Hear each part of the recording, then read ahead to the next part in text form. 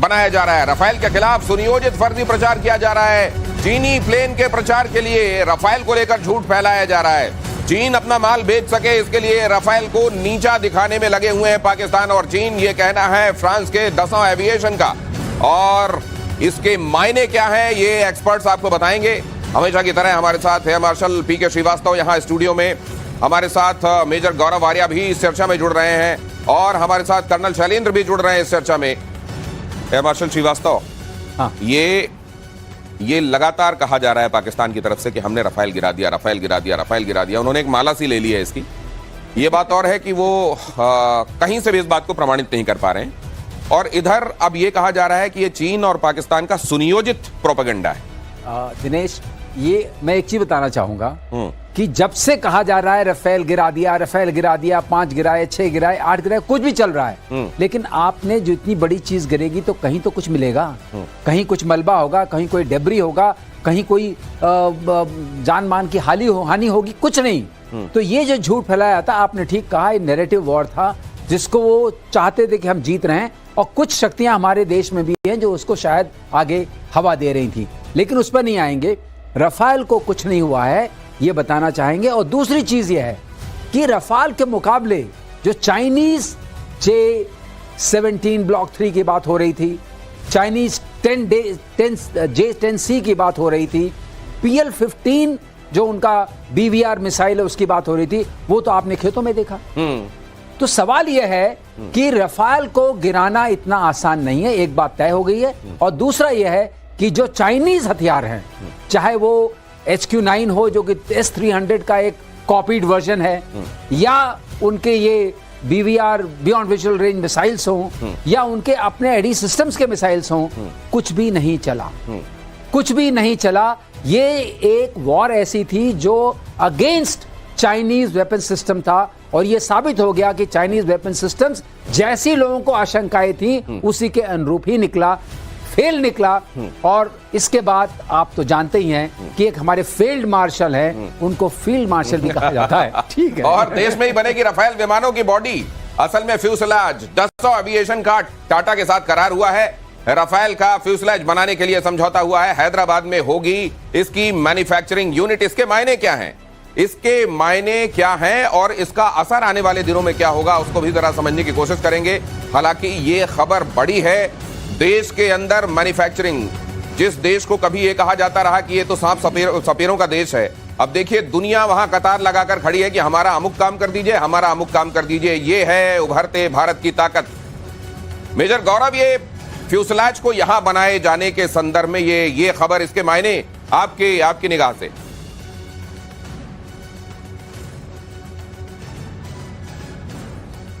यह बहुत बड़ा कदम है कि डसॉल्ट एविएशन ने टाटा एडवांस सिस्टम्स को चुना अपना पार्टनर भारत में, और यह बोला कि आप फ्यूजलाज बनाएंगे एयरक्राफ्ट का। पहली बात तो फ्यूजलाज होता क्या है, ये मेन बॉडी है एयरक्राफ्ट की जो अंदर से हॉलो रहती है, जिसमें विंग्स हैं, टेल हैं, ये सब जुड़ते हैं। So it's an very important part of the aircraft.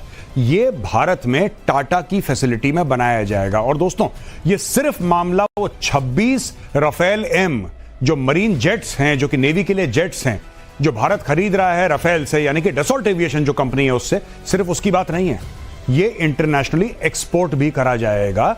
तो एक जो सबसे बड़ा फिजिकल पार्ट होता है किसी एयरक्राफ्ट का, वो टाटा बनाने वाला है। और ये हम उम्मीद रखते हैं कि आगे चल के इससे टाटा और भी पार्ट बनाएगा राफेल के, और उसको एक्सपोर्ट करेगा। आगे चल के अगर भारत और राफेल खरीदता है तो हम ये उम्मीद कर सकते हैं कि भारत में, जिसको आत्मनिर्भर भारत हम लोग कहते हैं, उसके तहत मैक्सिमम जो मैन्युफैक्चरिंग है राफेल की कल भारत में हो। एक तो ये बात है। दूसरी बड़ी अहम चीज है कि एक इकोसिस्टम भारत में क्रिएट हो रहा है। इकोसिस्टम हवाई जहाज का, देखिए जो मैन्युफैक्चरिंग की जो जिसको कहते हैं कि हाइट होती है किसी भी देश में, जो डिफेंस मैन्युफैक्चरिंग है, उसमें एयरक्राफ्ट, मुझे नहीं लगता कि एयरक्राफ्ट से बड़ी कोई बात होती है। एयरक्राफ्ट के इंजन बने, एयरक्राफ्ट की बॉडी बने, this is the pinnacle of engineering. और आज की तारीख में टाटा एडवांस सिस्टम वही काम डसॉल्ट एविएशन के राफेल एयरक्राफ्ट के लिए भारत में करेगा। मार्शल श्रीवास्तव, आपकी निगाह से इसके मायने? देखिए, ऐसा है कि ये जो बात गौरव ने कही है बिल्कुल सही कही है कि इसमें precision engineering, carbon composites manufacturing, और अंदर जो ये तीन हमारे सेक्शन। दर्शकों के लिए कुछ आसान बताइए। हाँ मैं बताता हूँ, जैसे कि 3 भाग में होता है। हाँ। एक उसका नोज का पार्ट होता है, जिसमें आगे cockpit नाक भी वाला होगा, हिस्सा, नाक वाला हिस्सा, जहाँ उसमें पायलट बैठता है। हाँ, उसमें रेडार भी आगे होता है। अच्छा, रेडार भी आगे सेंसर होता है। हाँ। और बीच का हिस्सा जिसके अंदर सारे आपके रेडियो, रेडार, सारे इक्विपमेंट लगेंगे, और उसके अंदर आपका पहिया भी अंदर जाता है। अच्छा, ठीक है, वो अंदर जाता हाँ, है। हाँ, हाँ। और पीछे वाला जो हिस्सा होता है, तेल लगी होती, तेल जिसमें है, हाँ। वो भी हिस्सा आप बनाएंगे तो उसके अंदर भी लेकिन इन सबको चलाने के लिए आजकल फ्लाई बाय वायर होता है। सारी चीजें जो है, पहले मैकेनिकल लिंकेजेस चलती थी right at the end to control the surfaces, आजकल वो नहीं होता है। आजकल सारे जहाज में केबल्स जाते हैं, तो केबलिंग जो होती है बहुत इंपॉर्टेंट पार्ट होता है। और इसमें एक चीज और है, जो इसमें अलॉयज यूज होते हैं वो हल्के होने चाहिए। तो टाइटेनियम अलॉयज यूज होते हैं जो लैंडिंग गियर्स में होते हैं, जहां से जहाज जिसके ऊपर गिरता है। हाँ। और जो विंग होता है वो स्ट्रांग होता है, लेकिन कंपोजिट कार्बन कंपोजिट्स का होता है। हाँ। तो ये सारी जब आपके यहाँ बनाने की सुविधा आएगी तो एमका में सोचिए, हाँ। एमका में भी वही चीजें लगेंगी। और अब उसके लिए इतना कारगर होगा, इंडस्ट्रियल इकोसिस्टम बनेगा और स्ट्रेंथन होगा। लेकिन दिनेश, एक बात कहना चाहूंगा, यहाँ पे जरूरी है दर्शकों को जानना कि ऐसा नहीं है कि मैं टीएसएल जा चुका हूँ। मैं टीएसएल खुद विजिट कर चुका हूं, कई बार विजिट कर चुका हूं। उनके यहाँ ये फ्यूजलाज के सिस्टम्स हेलीकॉप्टर्स के लिए बनते थे, लेकिन फाइटर एयरक्राफ्ट के लिए बनना अपने आप में एक अलग चीज है। ये एक बड़ी बात है। टाटा का नमक, टाटा का लोहा और अब टाटा का फ्यूजलाज भी। D4 एंटी ड्रोन सिस्टम की इंटरनेशनल डिमांड बढ़ी। अगली खबर, D4 ने पाकिस्तानी ड्रोन्स को तबाह किया था, फुलझड़ी की तरह गिरा दिया था इन ड्रोन्स को। टर्की के बैरक्टार TB2 ड्रोन को आपने देखा कैसे मच्छर मक्खियों की तरह मार दिया था। ऑपरेशन सिंदूर में D4 ने दिखाई थी ताकत। ताइवान ने भारत से मांगे D4 सिस्टम, और सिर्फ ताइवान, ये खबर ताइवान के लिए महत्वपूर्ण नहीं है। ताइवान को जब आप कोई वेपन सिस्टम देते हैं तो सीधे चाइना को सिरदर्द होता है, उसको अपने सिरदर्द की गोली खानी पड़ती है। कर्नल साहब, ये D4 दिया जा रहा है। जय हिंद, नमस्कार। अगर आप मुझे 5 सेकंड दें। आप बात कर रहे थे ना सिंपल शब्दों में, फ्यूजलाज क्या होता है। जो आपको मेरे ऊपर पूरा दिख रहा है ये फ्यूजलाज है। इसके अंदर जो कुछ लगने वाला है, और इसमें सबसे बड़ी बात यह है कि इंडिया उस टेक्नोलॉजिकल लेवल पर पहुंच गया है कि ये जो बॉडी है उस जहाज की वो प्रेशर ले पाती है। क्योंकि सबसे बड़ी बात यह है, हाई ऑल्टीट्यूड में, लो ऑल्टीट्यूड में, उस स्पीड में वो प्रेशर लेना की जो टेक्नोलॉजी है अब हमने मास्टर करी है और पूरी दुनिया उसे एक्नॉलेज कर रहा है। D4 सबसे बड़ी बात। देखिए, इस समय एक के बाद एक चीजें प्रूव हो रही हैं कि इंडिया की टेक्नोलॉजिकल डेवलपमेंट क्या है, आर्म्स मैन्युफैक्चरिंग की काबिलियत क्या है, और सबसे बड़ी बात, वॉर टेस्टिंग हो गई है। क्या खूबसूरत बनाया है, देखिए ये ग्राफिक्स क्या खूबसूरत बने। ये D4 देखिए, ये जिस तरीके से ड्रोन को मारता है और जितनी तेजी से उससे ये जो उसको हलाक करने वाले ये जो बुलेट निकलते हुए आपको दिखाई दे रहे हैं, देखिए क्या ये आपको बताएंगे हमारे साथ एक्सपर्ट। खूबसूरती आपको दिख रही है, मेरी आंखों से देखो, जो डिफेंस की आंखें हैं उससे सिर्फ बुलेट्स दिखती हैं और कुछ नहीं दिखता। और ये बुलेट्स, सबसे बड़ी बात यह है, ये ताइवान को नहीं दिख रही हैं। ताइवान भी उसे एज अ डेटरेंस ले रहा है कि ये मेरे पास है। चाइना, आप अपना J10 ले आओ, J35 ले आओ, 45 ले आओ, 65 ले आओ, ये मेरे पास है। अगर आपकी हिम्मत है अब आप आ जाइए, क्योंकि ये वो वाला वेपन सिस्टम है जो इंडिया ने आपके J10 के खिलाफ प्रूव कर दिया। सर, एक बात जोड़ना चाहूंगा, इसमें जो है लेजर वेपन सिस्टम भी है, जो DW कहलाता है, directed energy weapons. Directed energy weapons, मतलब वो पूरी ऊर्जा को एक जगह संगठित कर देते हैं। सरलीकरण में ये है, स्टार वॉर्स में आप देखते थे ना, जो ऐसे बंदूक मारी थे, हाँ, रे जैसी निकलती थी, बीम निकलती थी, हाँ, वो वाली बीम के साथ मारेगा ये। तो ये इसकी खास बात है। और ऊपर से ये पकड़ेगा भी, खोजेगा भी, मारेगा भी। पकड़ेगा भी, खोजेगा भी, मारेगा भी, और ये बीम के साथ भी मारेगा। ये है D4, और उधर दर्द होगा चाइना के सिर में। अगली खबर देखिए, आसमान में उड़ते ड्रोन, और उससे यहां पर आपने देखा किस तरीके से D4 उसको गिरा रहा है।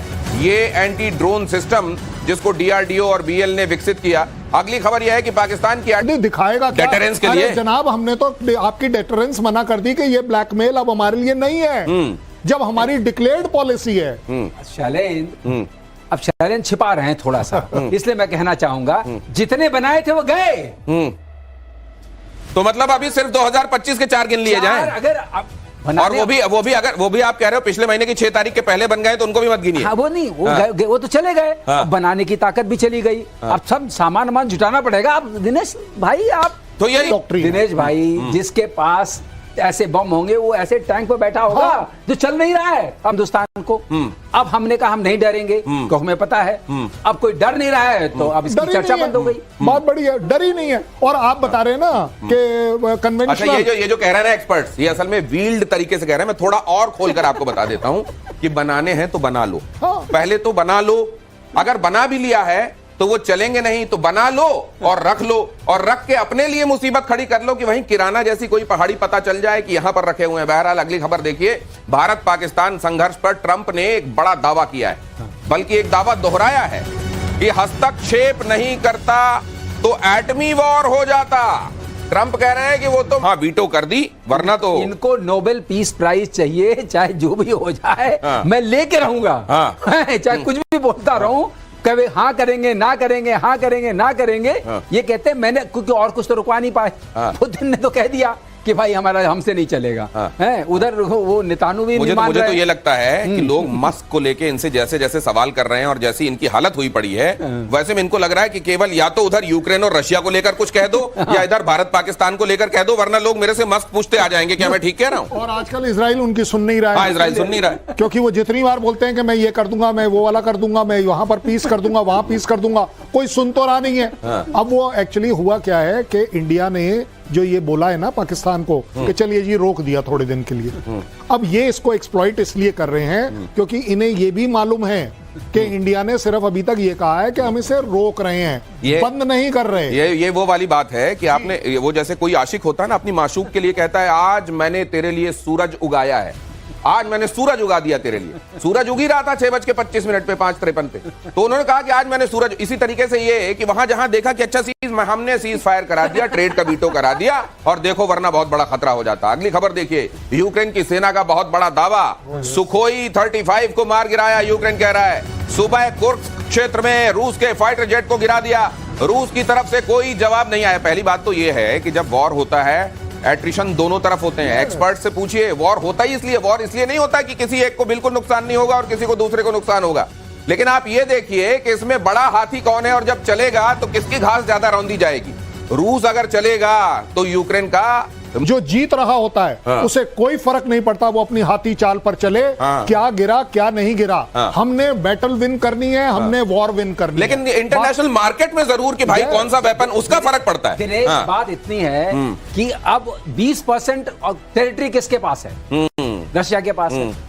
अच्छा, ये वही वाली बात होगी, मैं चेस खेल रहा हूँ, मैंने आपको हरा दिया, लेकिन आप मुझसे सवाल करिए कि हाथी घोड़े तो आपके भी गए। हाँ, मैंने तुम्हारा प्यादा मार दिया। हाँ, मैं हाथी घोड़े मारा आपके। चेकमेट मेरी हो रही है, लेकिन मैं आपसे कहूंगा मैंने आपका प्यादा मार दिया। प्यादा मार दिया। अब आप बद गई, प्यादा नहीं मारा। नहीं, लेकिन अब ये जो प्यादे केवल आपकी बिसात पे नहीं लड़ते हैं, आजकल आप दूसरों को भी बेचते हैं, और वहां से इसके मार्केट प्राइस पे फर्क पड़ेगा क्या इससे? इसके मार्केट प्राइस पे, सुखोई के मार्केट प्राइस पे कोई फर्क नहीं पड़ने वाला। सब जो लोग खरीदने वाले हैं वो वॉर को जानते हैं, वो प्रोपेगेंडा से ज्यादा वॉर जानते हैं। वो सुखोई को इसलिए नहीं खरीदेंगे कि यूक्रेन ने बोला कि मार गिराया, वो सुखोई को इसलिए खरीदेंगे कि उसको टेस्ट करेंगे, उसकी पूरी। ये भी तो एक बड़ी बात है ना सर। देखिए अभी तो पाकिस्तान को वो दे रहा है ना, बोल रहा है 40 जहाज दूंगा। चाइना ने बोला चलिए जी एवॉक्स भी दूंगा। अरे ये तो उसने पहले भी दिए थे। चलाने वाला कौन था? चला क्यों नहीं पाया? एयर डिफेंस सिस्टम अब आप बदल कर दे रहे हो। आपने मिसाइल, लेकिन यहाँ तो ये कहा जाएगा कि चलाने वाला भी रशियन था और फाइटर भी रशियन था। दिनेश, अगर आपको स्नाइपर राइफल दे दी गई तो इसका मतलब ये नहीं कि आप स्नाइपर बन गए। ये बात ध्यान रखिएगा, जहाज भी स्नाइपर। लेकिन यहाँ तो स्नाइपर, यहाँ तो रशियन जहाज था, रशियन ही चला रहा था। पहली बात, दो संदेह है, क्लेम के ऊपर संदेह है, और दूसरी बात ये मानते हैं जितने भी प्रोफेशनल फाइटर्स हैं, मानते हैं कि अगर आप युद्ध क्षेत्र में गए हैं और एट्रिशन होता है तो it is part of conflict. इसमें क्या बात है, लेकिन देखना ही पड़ता है जो वॉर एम था वो हमने अचीव किया कि नहीं किया। वॉर एम किसने अचीव किया? ये हाथी घोड़ा मार देना या पैदल मार देना, इसको गिनाते रहना, ये हारने वाला करता है, एक्सपर्ट्स कह रहे हैं। और तेज पलटवार की तैयारी में पुतिन है। पुतिन के क्रोध से पश्चिमी देशों में भी लगातार हड़कंप है, ये बयानों से भी स्पष्ट होता है। पश्चिमी देशों में परमाणु अटैक का डर बढ़ गया है। कल टुपोलेव 95 और टुपोलेव 160 से यूक्रेन में तबाही मचाई गई। एटम बॉम्ब ले जाने में सक्षम है ये लड़ाकू विमान। पुतिन ने दी है भीषण तबाही की चेतावनी। हालांकि इसी को मारने का दावा उन्होंने किया अपने ड्रोन से। आपने कहा कि ये भी बहुत मुमकिन है कि क्योंकि खुले में रखना था, तो ये संभव है कि डमी रखे हुए हो। दिनेश मेल्स्की ने और ये बहुत बड़ी गलती की है। लेकिन मैंने आपसे कहा पूरे युद्ध में 3 साल में मुझे कभी ऐसी आशंका नहीं हुई कि अब कीव के ऊपर बहुत भयंकर हमले होंगे। वो शुरू हो गए हैं क्योंकि ये इनवाइट किया गया है और ये बॉम्बर्स हैं, इन्होंने खुद ही कहा है हमने 30% डिस्ट्रॉय किया। अब नागरिक ठिकानों पर भी हमले हो रहे हैं और उधर से ये कहा जा रहा है कि नागरिक ठिकानों पर असल में यूक्रेन ने अपने वेपन्स छिपा रखे हैं। नहीं, ये तो है उनके कमांड सेंटर्स, उनके बाकी इंटरमीडिएट सेंटर्स, कम्युनिकेशन सेंटर्स वो हैं उन जगहों पर। ये सबको पता है, उनको भी पता है, हमें भी पता है। तो ये जो कहना, ये तो वॉर में एक फॉग ऑफ वॉर चलता है कि आप क्लेम करते हैं कि आप सिविलियंस को, चिल्ड्रन को, हॉस्पिटल्स को अटैक कर रहे हैं। आप देखिए गाजा में आपने क्या देखा था, हॉस्पिटल के नीचे थे नहीं क्या वो हमास वाले थे नहीं, फाइटर्स थे नीचे, हॉस्पिटल के नीचे थे, मॉस्क के नीचे थे, स्कूल के नीचे थे। सर दूर क्यों जा रहे हो? पाकिस्तान बोल रहा है कि मेरे टेररिस्ट कैंप में बच्चे मार दिए, बच्चे मार दिए। सही बोल रहे हैं भाई, देखिए वो टेररिस्ट कैंप में बच्चे मार दिए। अरे भाई साहब, वो बच्चे वहां कर क्या रहे थे? आपसे ये नहीं सवाल पूछा जाना चाहिए? उससे भी बड़े 6 अफसर थे भी। इसका मतलब या तो 6 जहाज थे, या 4 जहाज थे, या 2 जहाज थे। अदरवाइज इनका अफसर सामने थोड़ी ना आता है। ज्यादा बड़ी बात यह है जो ये सिविलियन वाला जो कार्ड है ना, ये हर बार हर फौज हर जगह प्ले करती है। हमने फौज वो तो करेगी, वो तो कोई बड़ी बात है ही नहीं। जहां तक बड़ी बात है कि हमने जिस तरह से प्रूव किया कि ये अमृतसर के तरफ क्या करने आ रहा था आपका ड्रोन, क्या करने, ये देखिए। इसी तरह अगर आप आज ज़ेलेंस्की को देखेंगे ना, ज़ेलेंस्की के पास क्लियर इससे ऑटोमेटिक एक संदेश जाता था। क्या टीयू के इस समय सामने निकलने के भी वही संदेश हैं? देखिए ऐसा है दिनेश, ऐसा हम कंक्लूजन नहीं ड्रॉ कर सकते। लेकिन हाँ, एक मदर ऑफ मदर बॉम्ब्स होता है, बहुत बड़ा बॉम्ब होता है जो बहुत डैमेज कर सकता है। वो बॉम्ब जरूर इसके बेली में होगा। तो अच्छा, डैमेज बहुत ज्यादा होगा। जब स्ट्रेटेजिक बॉम्बर्स चलते हैं, उनकी capacity to carry the load of bomb is very high. तो अगर वो बॉम्ब जाके पड़ता है तो उससे एक लेवल कम मानिए, कन्वेंशनल है लेकिन डिस्ट्रक्शन बहुत बड़ा है। अगली खबर देखिए, रूस यूक्रेन युद्ध पर ट्रंप का बड़ा बयान। ज़ेलेंस्की ने पुतिन को हमले की वजह दी, पुतिन को यूक्रेन पर बॉम्ब गिराने का। समझ रहे हैं, ट्रंप भी समझ रहे हैं। हम ट्रंप को हम बड़ा इंटेलिजेंट मानते हैं कि प्रोवोकेशन किसने दिया। आप अगले दिन पीस वार्ता करने जा रहे हैं, शांति की वार्ता करने जा रहे हैं और आज जाके आप अटैक कर रहे हैं। देखिए इसको बड़े सीधे शब्दों में ना सरलीकरण जो कहते हैं ना, सरल का भाषा में मैं आपसे बात करने को तैयार हूं। तो क्या सर इसके मायने सीधे सीधे ये निकाले जाएं कि अगर कहीं शांति वार्ता हो जाती, ज़ेलेंस्की की कुर्सी, उसका अस्तित्व खतरे में पड़ जाता, इसलिए इससे पहले शांति वार्ता में कहीं कोई शांति की स्थिति बने, उसने जाके वहां प्रोवोकेशन कर दी। और ये बात ट्रंप भी समझ रहे हैं कि चीजें उस तरफ जा रही थी, इसलिए ट्रंप कह रहे हैं तुमने वजह दी, अब मार खाओ। दिनेश सीधे सीधे समझिए, इसको अपने ऊपर डालकर समझिए, जल्दी समझ आएगा। 6-7 तारीख रात को हमने कुछ किया, हमने बोला काम नहीं खत्म है, आपने बढ़ा ली, हमारे को रीजन दे दिया, हमने आपके और 11 एयरफोर्स बेस समाप्त कर दिए। ये एग्जैक्टली वही हो रहा है कि आप मौका दे रहे हैं, इसमें आप गिल्टी हैं, आप लड़ाई बढ़ा रहे हैं। सर यहाँ तो एक मुल्क की भावनाएं थी ना, वहां तो सिर्फ ज़ेलेंस्की की भावना है कि ये युद्ध चलता रहे। वो तो देखिए, देश तो चाहता होगा ना कि अब ये युद्ध रुके, श्मशान बन गया है पूरा यूक्रेन। दिनेश आप बिल्कुल सही कह रहे हैं। As a president of a nation state अगर आप बोलेंगे, ये बिल्कुल ज़ेलेंस्की की जिम्मेदारी है कि युद्ध रुके, क्योंकि वो खुद ही कह रहे हैं हमारे 600,000 से ज्यादा सैनिक मारे गए हैं। आप खुद कबूल कर रहे हैं, असल में जो हत्या हो रही है उसके लिए रशिया भी बनाता है, लेकिन उसको जब हम बनाते हैं तो एक अलग बात होती है। ब्रह्मोस एक लिविंग एग्जांपल है। ब्रह्मोस कौन बनाता था? रशिया बनाता था। लेकिन जब से उसने हमारे साथ बनानी शुरू करी, बात ही कुछ और हो गई। और बड़ी बात, S-400 अभी से थोड़ी ना बना रहा है रशिया, लेकिन जब से वो इंडिया के पास आई और जिस तरीके से उसका इस्तेमाल हुआ, सक्सेस हुई वॉर में, इंडिया अपने आप को दुनिया के वेपन सिस्टम और टेक्नोलॉजी सिस्टम में अव्वल दर्जे की तरफ बढ़ रहा है। ये एंटी सबमरीन होता है, इसके बारे में समझाइए। एंटी सबमरीन मतलब पनडुब्बियों को मारेगा। ये LNT भी इसमें बहुत सशक्त तरीके से लगा हुआ है और इसमें बेल का भी कंट्रीब्यूशन है, महिंद्रा डिफेंस का भी कंट्रीब्यूशन है। तो इसमें कई लोगों कंट्रीब्यूशन से बना है और GSRE में बना है। गार्डन रीच जो हमारा शिप बिल्डिंग एंड इंजीनियर्स का format, that is a public sector undertaking. तो एक पहली चीज यह है कि पब्लिक सेक्टर और प्राइवेट सेक्टर के समन्वय से बनी हुई चीज है। ठीक है। और जो शायद ने बिल्कुल ठीक बताया, 80% से मतलब नहीं, कोई भी किसी भी कंट्री में जो इतने हाई लेवल के वेपन्स होते हैं उसमें बाकी कंट्री से सामान आता है। लेकिन आपने जो सवाल पूछा उस सवाल का जवाब, ये किस काम आएगी? ये जो आपके तटवर्ती इलाकों में जो छोटे छोटे आपके ये जो पनडुब्बियां आती हैं, जो आजकल तो पनडुब्बियां ऐसी भी होती हैं जो अनमैन्ड होती हैं। अच्छा। उनको ये डिटेक्ट कर सकता ओके। है। आपको एक चीज और बता दूं, जो हम जब शैलो वाटर्स में आते हैं, जो लेस देन 200 मीटर्स होते हैं जिनकी डेप्थ, वहां क्या होता है, जब आप सोनार भेजते हैं अपनी सोनार साउंड वेव्स पता करने के लिए कि यहाँ पनडुब्बी है क्या? नीचे तो रॉकी सरफेस होती है, बहुत सारी चीजें होती हैं, तो उससे बहुत डिस्टॉर्शन होता है। वो वैसा ही डिस्टॉर्शन होता है अगर जहाज बिल्कुल टेरेन फॉलोइंग हो, तो उसमें भी रेडार में आप पकड़ने में दिक्कत आती है। इसीलिए जो लो फ्लाइंग एयरक्राफ्ट होते हैं उनको पकड़ने में मुश्किल होती है। ये समझ लीजिए, ये उसका नेवल वर्जन है। लो जो चल रहा है, जो पनडुब्बी चल रही है, छोटी है, ये उसको पकड़ सकती है। ये हमारे में एक छोटा गैप था, वो बहुत जरूरी है, क्योंकि हमारा तटवर्ती इलाका बहुत बड़ा है, बहुत बड़ा है। तो ये जो 16 की खेप आई है और अपनी है, अब याद रखिए, सबसे बड़ी बात है कि आपकी अपनी बनाई हुई है, आप और बना सकते हैं। किसकी खेप आपने बोला? ये जो 16 की आई है, 16 है ना, 16 नंबर ऑफ ओके 16 ठीक है। तो ये अपने आप में एक बहुत बड़े गैप को फिल करती है। बहुत आसान शब्दों में, आपका कोस्टल एरिया पूरे हिंदुस्तान का जो तटवर्ती इलाका है बहुत बड़ा है। यहां पर उथला समुद्र बहुत है। उथले समुद्र में अगर कोई पनडुब्बी नीचे से जा रही है तो उसको पकड़ पाना बहुत मुश्किल होता है, क्योंकि सोनार वेव्स चट्टानों अट्टानों से भी टकराकर कई बार कंफ्यूजिंग सिग्नल्स देते हैं, और ऐसे में एंगेज करना। ठीक समझाया सर। धन्यवाद sir, thank you so much. अगली खबर आप दिया सुना दी। ये कैसे कह सकते हैं हम कि हम पूरी तरह खत्म कर देंगे, हम तो खुद ही सताए हुए हैं, इस तरह का कुछ कहा होगा उन्होंने। लेकिन उनको कहा यह गया कि बरखुरदार, तुम्हारे यहाँ जैसे मोहम्मद जैसे जो घूम रहे हैं, टहल रहे हैं, और जो तुम अपने पैट्रोनेज में उनको तुम्हारी आर्मी घुमा रही है, उसको बंद करो। आप समझे हो, इसीलिए चेयरमैन बना दिया है कि अब तो आप चेयरमैन भी हैं। अब करिए। वो अफगानिस्तान वाली कमेटी की बात है। राइट वो है ना कि यूनाइटेड नेशन सिक्योरिटी काउंसिल में एंटी टेररिज्म को खत्म करो। ये ऑर्गेनाइजेशन खत्म करने का मतलब ये है कि वो जो आपको लोन दिया है उसका बाकी पार्ट बचा हुआ है। आपको वो जो 50 कंडीशंस मीट करनी है, उसको अब हम ऑब्जर्व कर रहे हैं। अगर आप कुछ चीजों में प्ले करोगे तब तो अगला मिलेगा, अदरवाइज जो मिला हुआ है वहीं रुक जाएगा। आप देखिए, अब ये गले की हड्डी बन गई। ये तो गले की हड्डी बन गई पक्की, और ये हमारे फेवर में जा रहा है। 40 बिलियन दिए, 10 साल में 4-4 बिलियन रिलीज होंगे। भाई मारो, हम तो यही कह रहे हैं ना, कुछ करके दिखाना पड़ेगा। ये जब आप कह रहे हैं ना कि आप भी सताए हुए हैं, तो अब आपको प्रमाणित करना पड़ेगा कि आप सताए हुए हैं। रूस ने पाकिस्तान पर एक और करारा तमाचा जड़ा। मध्यस्थता की गुहार पर रूस ने लगाई लताड़। भारत से सीधे जाकर बातचीत करो ना। शहबाज को कहा लाभ। सीरियस नोट पे बताते हैं। इनके पास 2-3 तरह के नोट हैं। एक नोट सीरियस टाइप का है, और दूसरा नोट वो है जिसमें जूता दिखा देते हैं कि ये है पाकिस्तान के लिए। वो डबल सीरियस। ज्यादा एक्चुअली बड़ी बात ये है कि पाकिस्तान को मध्यस्थता के लिए हाँ कौन कर रहा है वो बताओ।